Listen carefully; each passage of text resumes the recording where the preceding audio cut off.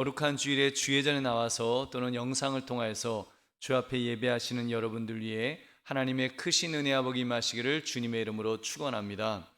오늘 여러분과 함께 나눌 말씀은 성경적 가정 지키기, 성경적 가정 지키기라는 제목입니다. 5월은 가정의 달이고 지난 금요일은 부부의 날이었습니다. 가정의 사전적 의미는 의식주 활동을 공유하는 생활 공동체로서 인간이 태어나서 처음 맞닥뜨리는 사회 집단이다라고 그렇게 정의하고 있습니다. 지금까지 이런 가정은 혈연 관계로 이루어져 왔는데 요즘 들어서 이 비혈연적 그 관계로도 이루어질 수 있다는 주장이 점점 강해지고 있습니다.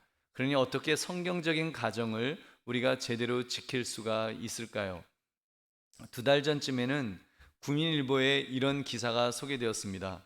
아이는 엄마 아빠와 화목한 가정 환경에서 더 잘 성장한다고 말했다가 이 동성애 혐오 표현이라며 차별금지법에 의해서 영국에서 판사 한 분이 해임당하는 일이 있었습니다. 심지어 그 판사가 어느 병원 의료법인 이사로 일했는데 그마저도 해임되었다고 합니다. 이유는 그런 사람이 병원에서 이사로 있으면 동성애자들이 두려워서 아파도 그 병원에 갈 수가 없을 것이다. 그 주장 때문이었다는 겁니다. 얼마나 황당한 그런 이유였는지요. 그만큼 성경적 가정을 지키는 것이 점점 어려워지는 그런 시대가 되었습니다.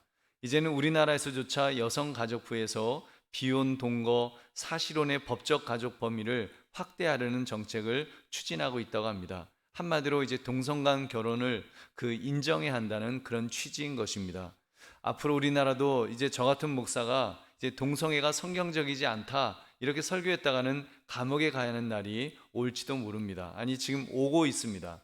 여러분 이런 상황에서 어떻게 성경적으로 우리의 가정을 지킬 수가 있을까요?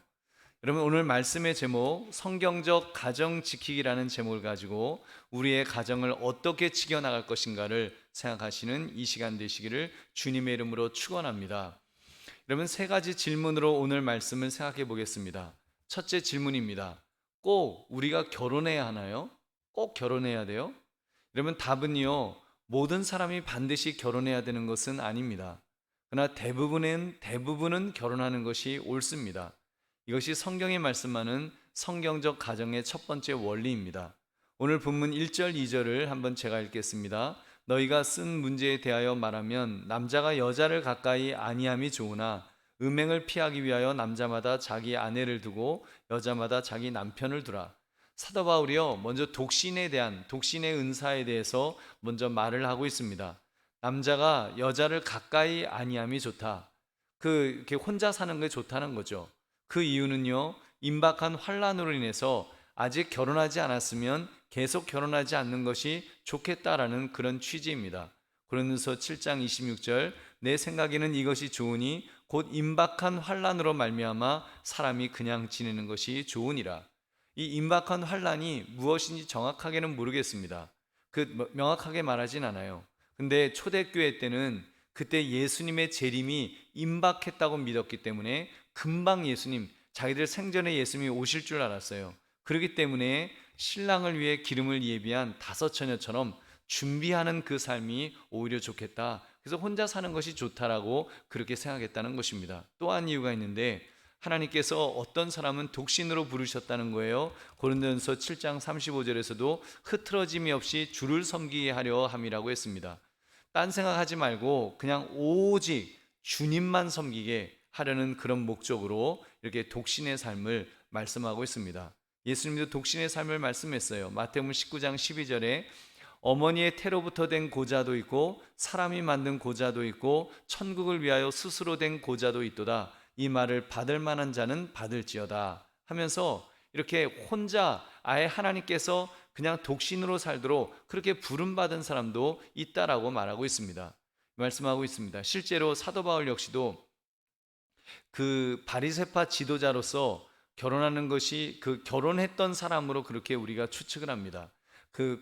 바울은 결혼을 했었을 것이다. 결혼했었는데 예수 믿음으로 이혼당했을 것이라고 그렇게 추측을 합니다. 왜냐하면 바울 집안이 좋은 집안이었거든요. 바리새파 집안으로서 좋은 집안이었기 때문에 아마 결혼도 바리새파 집안의 좋은 딸하고 결혼했을 것인데 이제 바울이 예수 믿는 사람이 되었으니까 아마 그 용납이 안 돼서 이혼을 당했을 것이다. 그래서 이제 혼자 사는 것도 그렇게 바울처럼 그런 사람도 있다는 것입니다. 여러분, 그러므로 이런 이유를 볼 때 여러분, 우리가 다른 사람에게 그 결혼을 강요해서는 안 됩니다. 결혼에 대해서 특히 우리 어르신들, 이제 결혼 정년기가 조금 넘은 청년들을 보면 왜 결혼 안 하냐, 만난 사람 없냐, 결혼 안 하면 큰일 난다 하면서 막 이렇게 그 묻고 또 묻습니다. 여러분, 그러면 안 됩니다. 그러시면 안 돼요. 특히 요즘 시대에는 더더욱 안 됩니다. 요즘 젊은 사람들은요 굉장히 쿨해요. 옛날 제가 어렸을 때 그때 그런 젊은이들이 아니에요. 얼마나 명확하고 이게 분명한지 몰라요. 근데 그런 청년들한테 괜히 뭐 왜 결혼 안 했냐 막 이렇게 하면 되게 힘들어합니다. 여러분, 그 쿨하게 그냥 그 사람의 있는 그대로를 여러분 그냥 인정해 주어야 됩니다. 나는 걱정하는 차원에서 이렇게 말하는 것 같지만 사실 당사자는 당사자를 괴롭히는 거예요. 여러분, 그건 괴롭히는 겁니다. 교회 와서 고용이 하나님께 예배드리며 은혜 받고 싶은데 자꾸 이렇게 귀찮게 하는 거예요. 믿음 좋은 청년들을 교회 밖으로 쫓아내는 행위밖에 안 됩니다. 여러분, 그러니까 이렇게 믿음 좋은 청년들이 교회 오기를 힘들어하는 거예요. 교회 오면 너무 괴롭다는 거예요. 그래서 차라리 익명성이 보장되는 이렇게 대형 교회라든지 이런 데 가서 예배 드리려고 하는 그런 경향도 있습니다. 여러분, 그래서 한번 따라 하시기 바랍니다. 쿨하게 묻지 않겠습니다. 여러분, 묻지 마세요. 묻지 마시고 그냥 있는 그대로 두시고 그렇게 그분들 신앙생활 하도록 그게 바라봐 주는 것. 그리고 뭐 꼭 정말로 걱정이 되면 위하여 기도만 해 주십시오. 여러분, 그러면 하나님께서 하실 것입니다. 아무튼 여러분, 이렇게 혼자 하나님께서 부르신 분들이 있고 그렇지 않은 사람들은 나머지는 결혼하는 것이 맞습니다. 결혼하되 반드시 남자와 여자가 결혼해야 합니다. 이것이 하나님께서 만드신 결혼 제도로서 이것이 옳습니다. 2절 말씀, 음행을 피하기 위하여 남자마다 자기 아내를 두고 여자마다 자기 남편을 두라. 무엇을 피하기 위해서요? 음행을 피하기 위해서 그렇게 결혼하라는 것입니다. 인간에게는 성욕이 있어요. 이 성욕은 여간에서는 극복되지가 않습니다. 거룩해야 될 하나님의 백성을 유혹하는데 이 성욕이 얼마나 강력한 무기가 될 수 있는지요. 그렇기 때문에 하나님께서는 결혼 제도를 만들어 주셨습니다. 그리고 그 결혼 제도 속에서 성을 아름답게 만드셔서 그 성을 즐길 수 있도록 그렇게 만드셨어요. 그렇기 때문에 여러분, 결혼 안에서의 성은 더럽거나 추한 것이 절대로 아닙니다. 하나님께서 그 결혼 제도 안에서 꿀송이처럼 달콤하게 만드셔서 그것을 즐길 수 있도록 허락해 주셨습니다. 그래서 여러분, 얼마나 감사한 일인지요. 감사해야 될 일인 것입니다. 그러므로 결혼한 부부는 부부 안에서 성을 즐길 권한이 있습니다. 이것을 특권으로 알아 즐기십시오. 그것이 하나님이 기뻐하시는 일이요 하나님을 기쁘시게 드리는 일이라 말해도 과언이 아닐 것입니다. 여러분, 근데 오늘날 이 결혼을 그런 거를 남자가 남자와 또 여자와 즐기려고 합니다. 심지어 동성애라는 이름으로 자기들도 이제 결혼해 달라고, 결혼을 인정해 달라고 그렇게 주장하고 있습니다. 그것은 성경적이지 않은 주장입니다. 왜냐하면 성경은 남녀의 결혼을 말씀하고 있고 동성애는 죄라고 규정하고 있기 때문입니다. 레위기 18장 22절 보면 너는 여자와 동침함 같이 남자와 동침하지 말라. 이는 가증한 일이니라. 하나님께서 남자와 여자를 만드셔서 결혼해서 거기서 생육하고 번성하도록 그렇게 만들어 주셨어요. 근데 여러분, 그 하나님의 창조 법칙을 어길 때 하나님은 말씀하시는 거예요. 이는 가증한 일이니라. 하나님 보시기에 그것은 가증한 일, 하나님이 기뻐하지 않는 그런 일이라는 것을 분명히 하고 있습니다. 우리 사랑하는 성도들이요, 동성애가 죄냐 죄가 아니냐, 이건 교회에서는 논쟁거리가 될 수 없습니다. 성경이 죄라고 말씀하고 있기 때문에 이것은 죄입니다. 이것을 자꾸 죄가 아니라는 식으로, 이제는 그 신학자들 중에도 이제 자유주의 신학자들은 막 죄가 아니라는 쪽으로, 또는 이렇게 동성애를 지지하는 그런 신학자들이 이렇게 말하는데, 여러분, 그것은 성경을 왜곡하는 죄까지 더하는 것입니다. 성경을 함부로 풀어서 그렇게 성경을 함부로 해석하는 죄를 더하는 거예요. 그리고 여러분, 이 시대에 차별금지법이라는 미명하에 자꾸 동성애를 이제 정상이라고 가르치는 행위, 여러분 이건 동성애보다 제가 볼 때는 더 악한 행위입니다. 그것은 성소수자의 인권을 지켜주는 행위가 결코 아닙니다. 그것은 동성애자가 아닌 사람들을, 특히 어린 청소년들을 동성애도 하나의 성인 것처럼 헛갈리게 만드는, 아이들로 하여금 판단을 흐리게 만드는 더 큰 죄악입니다. 여러분, 성경은 분명하게 말씀하고 있어요. 남성과 여성 이렇게 구별되어 있다고 말씀합니다. 거기다가 뭐 동성도 있다, 양성도 있다, 뭐 이상한 건 막 거기다 집어넣는 거예요. 그래서 여러 가지를 만들어서 이제 헛갈리게 만드는 거예요. 여러분, 그것은 더 큰 죄예요. 여러분, 죄에 죄를 더하는 거죠. 제가 조금 전 읽어드렸던 레위기 18장 22절이 동성애에 대한 말씀이었죠. 다음 절 23절을 보면 너는 짐승과 교합하여 자기를 더럽히지 말라, 이런 말씀이 나옵니다. 그럼 여러분, 나중에는요 그 수간이라 그러죠. 짐승과 교합하는 행위도 뭐 우리 서로 사랑하고 있어요, 보세요, 꼬리치면서 좋아하잖아요, 인정해 주세요. 그러면 여러분, 인정해 줘야 될까요? 아니지 않습니까? 여러분, 우리가 그 죄는 죄로 인정을 해야지, 죄는 죄다라고 말해야지, 죄를 성경을 갖다가 바꾸어서 성경을 왜곡시켜서 죄가 아니라고 말하는 것은, 그것은 더 큰 죄입니다. 여러분, 근데 우리가 구별해야 될 것 있죠. 우리가 죄와 사람은 분명히 구별해야 합니다. 성경은 죄를 미워하라고 그랬지 죄 지은 사람을 미워하라고 결코 말씀하지 않고 있기 때문입니다. 죄인은 사랑하라고 하셨습니다. 왜요? 하나님께서 그러한 죄인을 용서하시고 구원하시기 원하시기 때문입니다. 이런 측면에서 동성애를 저질렀다면 여러분, 그 사람은 죄인입니다. 그러나 동성애자만 죄인일까요? 여러분, 그 결혼하여 사는 남녀도 여러분 죄에 짓습니다. 똑같은 죄인이에요. 모두 죄인입니다. 모두 하나님 앞에서 그 회개하고 돌아와야 할 불쌍한 영혼일 뿐입니다. 이런 점에서 교회는 팔을 벌려서 동성애자들을 정말 수용할 수 있는, 맞아줄 수 있는 그런 여유가 있어야 할 줄로 믿습니다. 여러분, 예수님께서 그렇게 하셨어요. 가늠하다 잡혀온 여인을 사람들은 정죄하면서 돌로 쳐 죽이려고 했습니다. 예수님은 죄 없는 자가 치라 하시며 그 여인을 받아주셨습니다. 그리고 그 여인으로 하여금 죄를 깨닫고 주님 앞으로 돌아오도록 만드셨던 것입니다. 여러분, 그렇다면 오늘날 교회도 그 역할을 감당해야 합니다. 어떤 형태로든, 그게 어떤 형태인지는 저도 잘 모르겠어요. 여러분, 동성애자도 교회가 품어줘야 할 그런 대상으로 보아야 한다는 것입니다. 마치 무슨 혐오스러운 짐승을 대하듯이 무시하고 정죄하고 손가락질하는 우를 범해서는 결코 안 될 것입니다. 어떤 면에서 그동안 교회가 동성애자들을 학대에 가깝게 차별하며 경멸의 눈으로만 보았기에 더 큰 반발이 있었던 것은 아닐까요?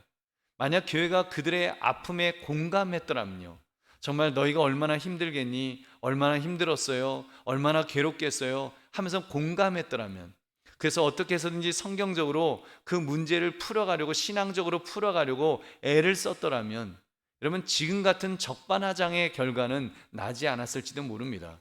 여러분, 동성도 한 성으로 인정해달라는 식의 이런 반발이 생기지 않을 수 있지 않았을까, 그런 조심스럽게 생각을 해봅니다. 우리 사랑하는 성도님들, 그러므로 이 시대에 결혼은 꼭 해야 하나요? 라는 이 질문 앞에 우리 바르게 답을 할 수 있어야 합니다. 여러분, 독신의 은사를 하나님이 주시지 않았으면 꼭 해야 합니다. 여러분, 하되 남자와 여자가 만나 결혼해야 합니다.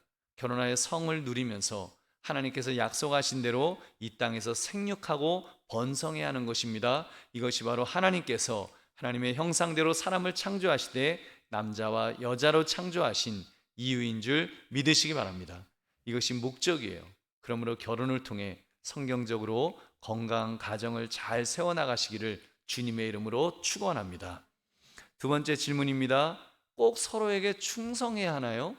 여러분, 3절 말씀을 보니까 남편은 그 아내에 대한 의무를 다하고 아내도 그 남편에게 그렇게 할지라. 여러분, 결혼 생활은 각각 상대방에 대해 의무를 지는 것입니다. 이거 그렇기 때문에 꼭 충성해야 해요. 여러분, 서로에게 충성해야 됩니다. 이것을 사도 바울은 빚과 같은 것으로 보고 있습니다. 각 사람이 빚진 것을 갚듯이 상대방에게 의무를 다해야 한다고 했습니다. 다른 말로 하면 권리입니다. 근데 이 권리는 결혼제도의 속성상 서로 상대방에게 속해 있습니다. 결혼은 둘이 연합하여 한 몸을 이루는 것이기 때문에 당연히 권리 또한 서로에게 속해 있습니다. 여러분, 성경은 말씀합니다. 남편의 의무에 대해서 말씀해요.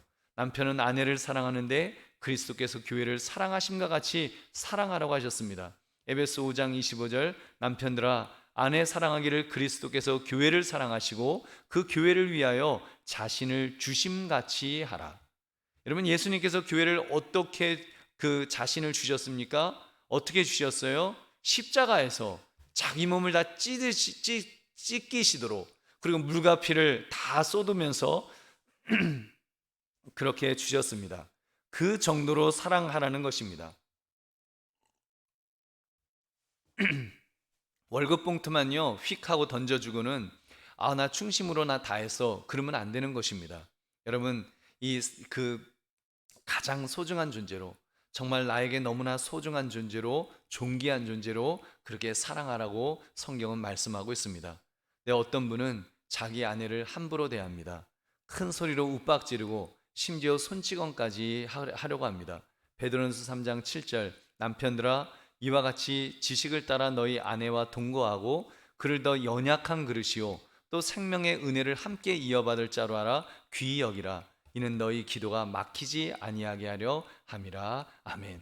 여러분, 더 연약한 그릇이라고 했습니다. 그만큼 잘 대해 주어야 한다는 것입니다. 부드럽게, 친절하게, 예쁘게 그렇게 대해 주어야 합니다. 그리고 생명의 은혜를 함께 이어받을 자로 알아서 귀하게 여기라 그랬습니다. 내 배우자에게는 하나님의 형상이 새겨져 있기 때문에 하나님을 대하듯이 귀하게 여겨야 됩니다. 그리고 그를 통해서 나의 가정에 생명의 은혜가 부여될 것을 기대하면서 그렇게 귀하게 대하여야 합니다. 그렇게 할 때 하나님께서 그 가정에 은혜와 복을 부어주실 줄로 믿습니다. 아내들도 마찬가지입니다. 에베소 5장 22절, 아내들이여 자기 남편에게 복종하기를 주께 하듯 하라. 남편을 어떻게 대하라고요? 주께 하듯이, 예수님께 하듯이 그렇게 대하라는 것입니다. 그렇게 남편에게 복종하라는 거예요. 여러분, 여러분의 마음속에 예수님을 나의 구원자로 그리고 나의 주인으로 모셨습니까? 정말 예수님을 향해서 주인님, 예수님은 나의 주인님이십니다, 이렇게 고백하십니까? 그런 마음 자세로, 그리고 주님을 주인으로 모시는 마음으로 남편에게도 그렇게 복종하라는 거예요. 여러분, 한번 마음으로 한번 연습해 보십시오. 배우자가 앞에 있다고 생각하시고 주인님, 아무개 주인님, 이렇게 한번 여러분 속으로 한번 이렇게 불러 보십시오. 여러분 물론 저는 이 복종이 뭐 이렇게 남편이 물 떠와, 발 닦아, 그렇게 명령하면 네 주인님 알겠습니다 하고 그렇게 뭐 순종하는, 복종하라는 그런 명령은 아니라고 봅니다. 그보다는 정말 예수님을 존경하듯이, 정말 주님을 존경하듯 주님을 믿듯이 존경하고 믿어주는 것입니다. 남편을 향해 그런 기대와 그런 믿음을 가지고 대해줄 때 남편이 변할 것입니다. 이렇게 내 아내가 나를 이렇게 믿어주는구나, 나도 잘해야 되겠다, 그런 마음이 저절로 생길 것입니다. 여러분, 이런 마음, 여러분, 그러므로 남편은 남편으로서, 아내는 또한 아내로서 배우자에게 충성하시기를 주님의 이름으로 축원합니다. 여러분, 충성하시기를, 정말 충성해야 됩니다. 셋째 질문입니다. 꼭 함께 살아야 하나요? 두 사람이? 답부터 말씀드리면 함께 살아야 됩니다. 기도할 틈을 얻기 위해 합의하에 잠깐 떨어질 수는 있지만 다시 합하라는 것이 성경의 권면입니다. 물론 이것은 명령은 아니라고 했습니다. 그러나 상대방의 육체에 대한 소유권이 서로에게 있다는 사실을 인정한다면 자기 멋대로 살 수는 없을 것입니다. 본문 4절 5절을 제가 읽겠습니다.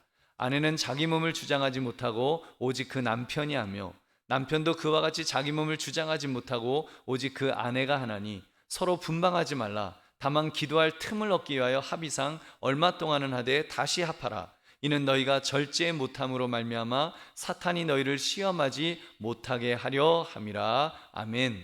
여러분, 결혼한 부부는 어느 누구도 자신의 육체에 관해서 완전한 권리가 없습니다. 남편과 아내에게는 서로에 대한 동등한 권리가 있습니다. 왜냐하면 서로의 육체는 상대방에게 속해 있기 때문입니다. 서로가 상대방에 대한 의무를 지는 것입니다. 이것이 하나님께서 의도하신 결혼입니다. 마태복음 19장 5절 말씀하시기를 그러므로 사람이 그 부모를 떠나서 아내에게 합하여 그 둘이 한 몸이 될지니라 하신 것을 읽지 못하였느냐. 그 둘이 한 몸이 될지니라. 여러분, 둘이 한 몸이 되는 거예요. 한 몸인데 여러분, 어떻게 한 사람에게만 권리가 있겠습니까? 결국 이 권리는 상대방으로부터 즐거움을 얻을 권리입니다. 반대로 상대방에게 즐거움을 줄 의무 또한 포함하는 것입니다. 즉 성적인 쾌락도 여기에 포함될 수 있을 것입니다. 여러분, 지금 이 말씀, 이 주장이 얼마나 파격적인 주장인지요. 사실 여러분, 고대 세계에서 여러분, 이렇게 성관계라는 것은 그냥 자녀 생산을 위한 그런 의무로 그렇게 인식되었습니다. 아니면 그냥 여성이 제공하고 남성이 즐기는 경험으로 그렇게 간주되었습니다. 굉장히 남성 위주의 그런 세상이었습니다. 바로 그런 시대에 성경은 참으로 시대를 앞서가는 고차원적인 이 부부 윤리를 제시하고 있는 것입니다. 여러분, 그렇다면 이런 측면에서 부부는 서로에게 충성을 해야 합니다. 특히 성적인 차원에서도 서로에게 충성해야 됩니다. 최선을 다해야 합니다. 너무나 많은 사람들이 결혼 생활의 일부인 성적 관계에서 만족을 얻지 못해서 다른 곳에서 성적인 만족을 찾으려 합니다. 그렇게 깨어진 가정이 여러분, 이 세상에 얼마나 많습니까? 바울 시대 때도요, 사탄이 틈을 탔습니다. 공창들, 우상을 섬기는 신전에 공창이 있었습니다. 아데미를 섬기는 신전에는 여사제들이 그런 사람들이었습니다. 동성애도 그 안에서 성행했습니다. 결국 사단이 틈을 타는 거예요. 가정에서 만족을 못하니까 이제 그 사단이 틈을 타는 그런 그 악한 일들이 계속하여 자행되었던 것입니다. 오늘날도 사단은 목회자의 가정을 성적으로 공격하려는 그런 것을 보게 됩니다. 실제로 여러분, 목회자가 칠기에 걸려서 목회를 접어야 하는 그런 비극도 정말 간혹이지만 그런 것들을 보게 됩니다. 그러니 일반 성도들의 가정에는 얼마나 더 큰 유혹이 도사리고 있을까요? 여러분, 그런 점에서 믿음의 부부는 가정을 지켜야 합니다. 그러기 위해서 행복을 지켜야 됩니다. 아니, 부부로서 행복한 권리를 지켜나가십시오. 부부 안에서 성을 즐길 권리가 있음도 분명히 아시기 바랍니다. 여러분, 이 사실을 분명히 알아야 됩니다. 제가 결혼하는 이 신혼부부에게 정말 이 사실은 제가 굉장히 열정적으로 제가 이렇게 가르치려고 합니다. 자칫 예수 믿는 사람들이 그 침실에서도 경건해야 되는 것으로 그렇게 오해할까봐 좀 19금의 그런 내용을 제가 짤막하게나마 소개하곤 합니다. 여러분, 부부 안에서의 성, 이것이 얼마나 축복인지요. 얼마든지 하나님의 축복으로 성을 즐길 수 있는 것인 줄 여러분 믿으시기 바랍니다. 부부 안에서 말입니다. 그리고 비단 이렇게 성적인 부분만 의무가 있을까요? 부부는 전방위적으로 서로에게 충성을 다해서 잘 하려고 해야 합니다. 꼭 기억하십시오. 자신의 배우자에게 우선적으로 잘합시다. 여러분, 자신의 배우자에게 먼저 잘해야 돼요. 여러분, 바람직하지 않은 배우자상 한 가지를 말씀드릴게요. 그것은 바로요, 밖에서는 잘하는데 안에서는 못하는 배우자입니다. 다시 말하면 남한테는 더없이 친절하고 희생적이고 유머도 있고 참 좋은 사람이다, 칭찬도 너무 많이 들은 너무 좋은 사람이에요 그래요. 근데 집에서는 정반대라고 그런 평판을 듣는 사람입니다. 밖에서는요, 네, 이래요. 이러다가 집에만 들어가면 얼굴이 막 경직돼요. 그리고 막 그 화를 내고 퉁명스럽게 말하고. 여러분, 이것은요, 예수 믿는 사람으로서 충성스러운 모습이 아닙니다. 부부로서 충성하는 모습이 아니에요. 목사님 무슨 말씀입니까? 내가 월급 봉투를 꼬박꼬박 가져다 다 바쳤습니다. 여러분, 직장에서 열심히 일하는 남편이라면 이렇게 주장을 하시겠죠. 여러분, 월급 봉투 바치는 것은 그냥 당연한 것입니다. 그 이상으로 충성을 다해야 돼요. 충성을 다해야 돼요. 왜요? 만약 부인이 전업주부라면 아마도 그 월급보다 몇 배 더 많은 수고를 감당하고 있을걸요. 여러분, 충성을 다하십시오. 또 물론 반대로 아내도 그런 남편에게 잘해야 합니다. 다른 사람에게는 그렇게 매너 있게 상냥하게 말하다가도 남편만 보면 갑자기 인상을 탁 찡그리는 거예요. 그리고 뭐 겨우 이것밖에 못하냐 뭐 그러면서 막 그러는 거예요. 타박을 합니다. 그것은 아내로서 여러분 하면 안 되는 잘못된 행동입니다. 여러분, 부부는요, 서로 잘해야 돼요. 남한테 잘하는 것만큼, 아니 그 이상으로 여러분 자기 배우자에게 충성을 다해야 됩니다. 그렇게 할 때 그 가정이 성경적으로 행복한 가정이 될 줄 믿으시기 바랍니다. 그렇게 할 때 행복한 가정이 지켜지는 거예요. 왜 이 땅에 가정이 깨어지는 것일까요? 왜 이 세상에 동성애자들이 자꾸 생겨나고 가정은 마치 가치가 없는 것처럼 그렇게 함부로 공격당하고 있는 것일까요? 그것은 가정을 성경적으로 지켜내지 못했기 때문입니다. 여러분, 마른 가정이라고 말하는데 이게 뭐 지옥이나 마찬가지예요. 부부가 서로 싸우고 욕하고 때리고 부수고 막 그런 가정에서 서로 미워하고 서로 막 경멸하는 그런 가정에서 자란 다음 세대가 어떻게 좋은 가정을 기대할 수가 있겠습니까? 우리 사랑하는 성도들이여, 믿음의 가정을 이루고 있는 분들은 꼭 기억하십시오. 내가 성경적으로 가정을 지키겠다. 뭐 연세가 많으신 분이나 연세가 뭐 젊은 분이나 상관없습니다. 정말 가정을 내 연령에 맞게 잘 지켜나가겠다. 여러분, 성경적으로 잘 지켜야겠다. 이 일을 여러분 꼭 결심하셔야 됩니다. 그래서 정말 그 젊은 사람들이 바라볼 때 정말 저렇게 나도 나이 들어서 저렇게 되었으면 좋겠다 하는 그런 마음을 가질 수 있도록 그런 정말 성경적인 가정을 지키기 위해서 애써야 될 것입니다. 그렇게 가정을 지켜냅시다. 여러분, 기독교인 가정이 지켜지지 않는다면 더 이상 여러분 이 세상은 가정을 지킬 때가 이제 없습니다. 마지막 보루가 기독교인의 가정밖에 안 남았습니다. 여러분, 어제 뉴스를 보니까 어느 동성애 부부가 남자끼리 살고 있으면서 이제 국민보험 혜택 두 사람 모두에게 이렇게 달라는 그런 소송을 제기하는 걸 봤습니다. 결과가 어떻게 나올지 모르겠습니다만 여러분, 그런 일은 이제 시작에 불과합니다. 앞으로 어떤 형태의 가정이 나타나서 여러분 정말 성경적인 가정을 무너뜨릴지 모릅니다. 점점 무너뜨릴 거예요. 성경적인 가정은 무너뜨리고 이제 가정은 뭐 그런 거 아니야, 그냥 아무거나 다 가정이야, 이제 막 그런 세상이 이제 될 것입니다. 여러분, 이런 말씀을 드린 이유는 성경적인 가정이 무너지고 있기 때문입니다. 앞으로 정말 아빠는 남자고 엄마는 여자야 이렇게 가르칠 수 없는 세상이 곧 올 것입니다. 남자도 엄마일 수 있어. 여자도 아빠, 야, 여자 아빠가 왜 없어? 여자 아빠 있어 하면서 그럴 거예요. 여러분, 저는 그 속에서 아이는 어떻게 돼요? 이제 막 자라는 자기의 정체성을 형성하지 못한 아이들은 세상을 바라보면서 자기의 정체성이 흔들릴 거예요. 제가 어렸을 때는 남자, 여자 분명했잖아요. 이제는 아니에요. 지금 자라는 아이들은 아니에요. 뭐 이상하게 동성도 있고 뭐도 있고 그 숫자도 못 세겠어요. 여러 가지예요. 하여튼 그 속에 들어가 보면 더 이상한 거 더 많아요. 여러분, 그렇게 많은 성이 있다라고 그렇게 헛갈리도록 만들 것입니다. 여러분, 그렇게 성경적인 가정의 모습은 정상에서 이제는 점점 이상하게 그렇게 보일 거예요. 그리고 비정상이 정상인 것처럼 보이는 세상이 되어갈 것입니다. 여러분, 이것은 죄입니다. 하나님 앞에서 죄 짓는 거예요. 그 죄를 우리 믿음의 사람이 성경적 가정을 지키지 못할 때 더 빨리 그런 세상이 되어버릴 것입니다. 그렇게 되기 전에 깨어 있어야 됩니다.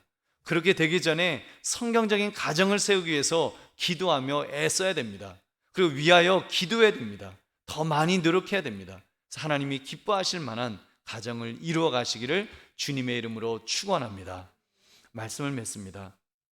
오늘 말씀의 제목, 성경적 가정 지키기. 여러분, 어떻게 해야 될까요? 세 가지 질문에 분명하게 답을 하자고 말씀드렸습니다. 첫째, 꼭 결혼해야 할까요? 여러분, 독신으로 하나님께서 부르신 분들은 또 독신으로 사는 그 권리가 있습니다. 또 그렇게 아름답게 살아갈 수 있어요. 그러나 여러분, 그렇게 부르지 않으셨다면 결혼하십시오. 결혼하는데 여러분 정말 남녀가 결혼하는 거, 남자와 여자가 결혼하는 이 너무나 당연한 이야기를 지금 하고 있는데 여러분, 그렇게 결혼하는 것이 맞다는 것을 여러분 꼭 기억하시고, 그리고 요즘 사람들은 뭐 돈이 없어 결혼하지 못하는 삼포 어쩌고 하는데 전 너무 마음이 아파요. 왜 세상이 이렇게 되어가는지 저는 정말 마음이 아파요. 왜 우리가 이 세상을 이따위로 만들었는지 전 너무 마음이 아픕니다. 여러분, 이거 잘못된 세상이에요. 여러분, 우리 어르신들 언제 가진 것 있어서 결혼했어요? 그때는 그랬잖아요. 오빠 믿지? 그러면 젓가락 2개, 숟가락 2짝, 젓가락 2짝 그거 갖고 결혼했잖아요. 그리고도 잘 살고 행복하게 잘 사셨잖아요. 근데 지금은 이상한 세상이 됐어요. 이제는 돈 좀 없다고 결혼 못하고 돈 없으면 이제는 결혼하자는 이야기하면 그 사람을 이상한 사람이 되어버리는 이상한 세상이 지금 되어가고 있습니다. 여러분, 결혼 꼭 해야 되나요? 독신의 은사로 부름받지 않았으면 결혼하는 것이 맞습니다. 둘째, 꼭 충성해야 되나요? 그럼요. 하나님께서 나에게 돕는 배필로 세워주신 그 배우자에게 충성을 다해야 합니다. 셋째, 꼭 함께 살아야 할까요? 그럼요. 영적으로 집중하기 위해서 잠깐 떨어질 수는 있겠지만, 그것도 합의하에 떨어지겠지만 보통은 함께 살아야 됩니다. 여러분, 귀찮아도, 이제 연세 드셔서 귀찮아도 함께 사십시오. 함께 살면서 배우자를 기쁘게 해주며 충성을 다해야 합니다. 그러므로 성경적 가정 지키기라는 이 제목처럼 하나님 안에서 믿음의 가정을 잘 지켜나가시는 저와 여러분 되시기를 주님의 이름으로 축원합니다.